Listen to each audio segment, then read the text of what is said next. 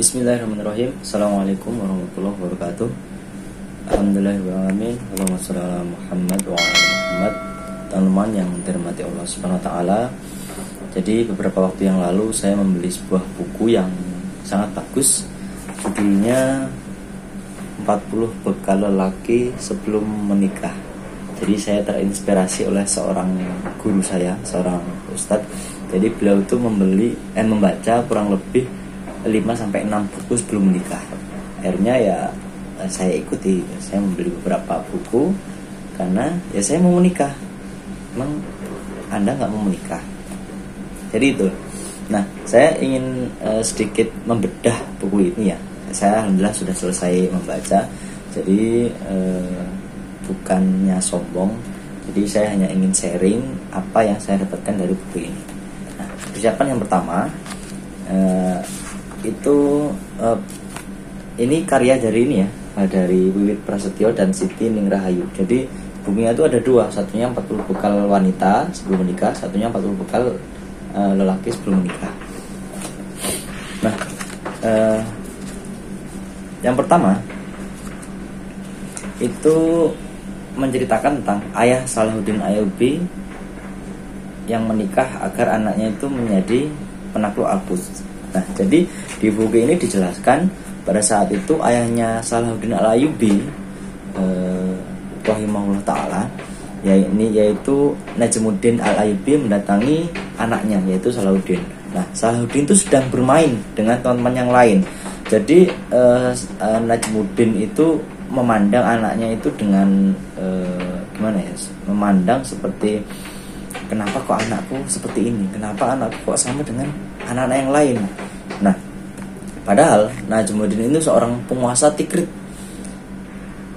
Ia tak berdaya setelah 75 tahun tentara salib menguasai daerahnya.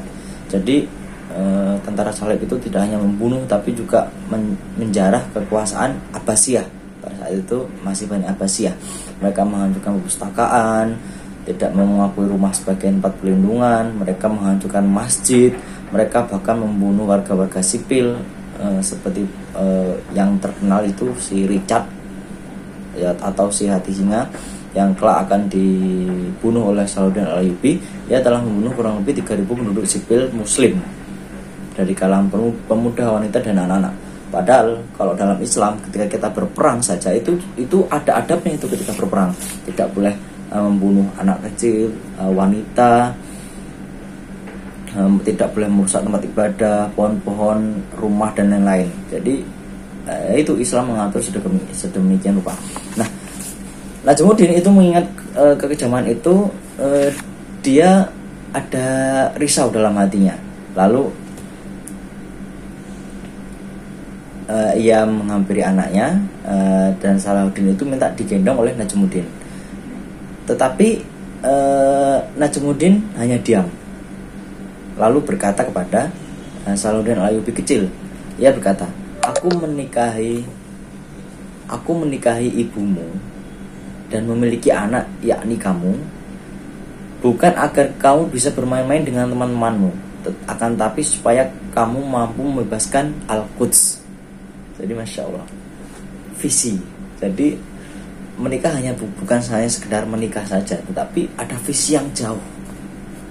Buktinya ini bapaknya Salahuddin Al-Ayyubi.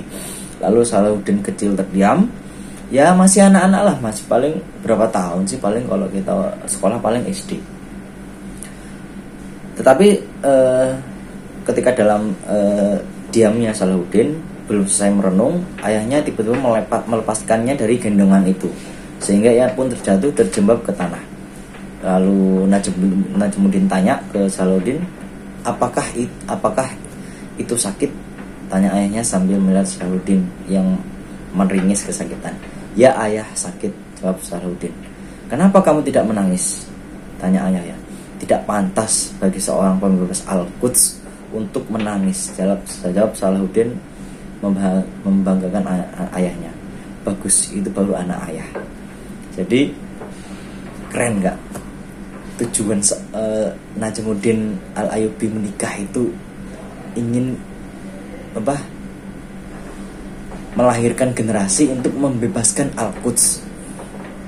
kan mungkin beberapa orang sekarang itu tidak sampai seperti itu visinya. Mungkin tidak ada yang sampai niat menikah itu ingin membebaskan Roma, atau ingin membentuk keluarga yang madani, membentuk masyarakat yang madani seperti zaman Madinah seperti itu ya. Kaum Ansor dan Muhajirin saling tolong menolong, bahkan mereka sangat itsar. Ketika Abdurrahman bin Auf pertama kali hijrah ke Madinah, itu kan ditawari oleh kaum Ansor separuh hartanya. Orang terkaya itu di Madinah ditawari separuh hartanya, lalu jika engkau menginginkan seorang istri, aku akan menceraikan istriku, salah satu dari istriku, sampai sebegitunya. Jadi luar biasa. Makanya dalam buku ini dijelaskan setelah kisah ini beberapa persiapan sebelum menikah. Itu yang pertama adalah niat yang benar. Kalau niat yang benar, nah, karena innamal a'malu binniyat. Satu itu segala perbuatan itu tergantung niatnya. Dahulu saja ada pemuda yang hijrah ke Madinah itu karena ikut-ikut seorang wanita atau ingin menikahi wanita Muhajirin. Jadi niatnya kan salah. Ya dapatnya hanya dia tidak dapat pahala, tapi dapatnya hanya wanita itu, hanya menikahi wanita itu. Lalu menetapkan tujuan yang benar. Jadi agar nikah itu menjadi ibadah, maka tujuannya harus benar, yaitu mencari ridhonya Allah. Kalau Allah sudah ridho, maka akan banyak kemudahan-kemudahan dalam kehidupan kita, apalagi dalam rumah tangga.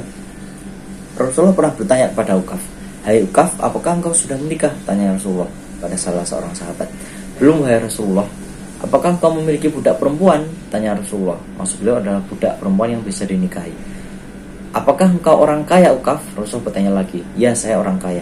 Rasulullah menjawab, Berarti kamu adalah teman-teman syaitan. Jika engkau orang Nasrani, engkau adalah temannya para pendeta yang membujang itu. Sesungguhnya di antara sunnahku adalah menikah. Sesungguhnya jelek-jelek kalian ialah yang membujang, dan yang lebih jelek lagi adalah orang yang matinya dalam keadaan bujang. Dalam hadis lain Rasulullah bersabda, siapa yang membenci sunnahku atau menikah, maka dia bukan termasuk golonganku. Imam Al-Ghazali rahimahullah berkata, kebanyakan manusia menjadi rusak karena rakus terhadap nafsu perut dan kemaluan. Sehingga dengan menikah maka salah satu nafsunya terpenuhi. Nah, ini ada dua ungkapan yang penting dari para sahabat. Pertama dari Mu'adz bin Jabal radhiyallahu anhu. Beliau meriwayatkan Rasulullah SAW bersabda, salatnya orang yang telah menikah lebih afdol 40 rakaat daripada salatnya mereka yang masih membujang. Saya masih bujang, jadi saya masih iri. Saya iri sama teman-teman saya yang sudah menikah. Iri dalam artian mereka ibadahnya jauh lebih tinggi dari saya. Mereka lebih sedikit maksiatnya, tapi mereka ibadahnya lebih banyak dari saya pahalanya. Doakan mudah-mudahan saya bisa cepat menikah. Terus yang terakhir dari Abdullah bin Abbas radhiyallahu anhuma. Jadi Abdullah bin Abbas ini pakar dalam beberapa ilmu agama, terutama dalam tafsir. Ketika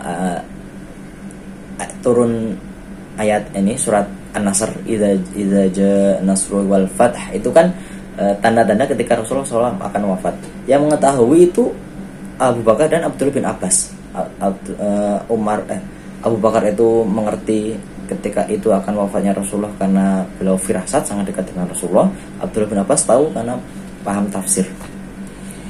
Nah, Abdullah bin Abbas radhiyallahu anhu berkata, kawinlah kalian, karena 1 hari bagi mereka yang sudah kawin lebih utama dari 1000 hari mereka yang belum menikah. Jadi itu, ya itu saja sedikit yang bisa saya sampaikan persiapan bekal yang pertama tadi. Mudah-mudahan dalam kita beribadah, dalam kita niat melakukan sesuatu itu ikhlas karena Allah Subhanahu wa taala. Kalau ridhonya Allah sudah kita dapatkan, maka insya Allah pahala pasti akan kita dapat, dan mudah-mudahan surga akan kita tempati. Amin ya rabbal alamin. Terima kasih. Subhanallahumma wa bihamdika asyhadu an la ilaha illa anta astaghfiruka wa atubu ilaik. Wassalamualaikum warahmatullahi wabarakatuh.